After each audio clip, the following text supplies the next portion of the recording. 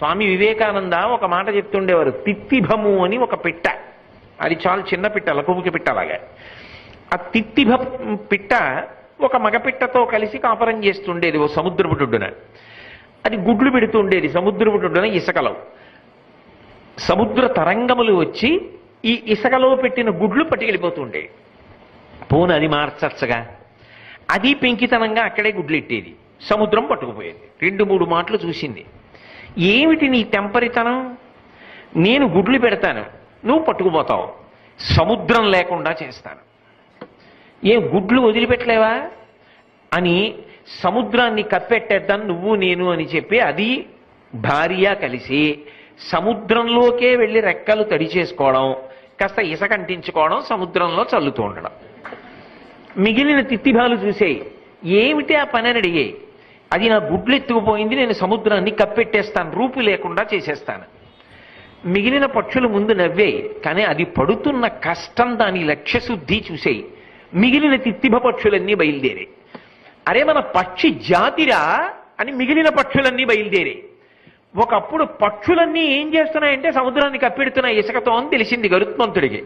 ఆయన కూడా బయలుదేరి వచ్చాడు. వచ్చి ఆతతపక్షమారు తవరేకంపిత ఘూర్ణితాచలవ్రాత మహర్ణ ఉండు అని కదూ నన్నయ్య గారి వర్ణన.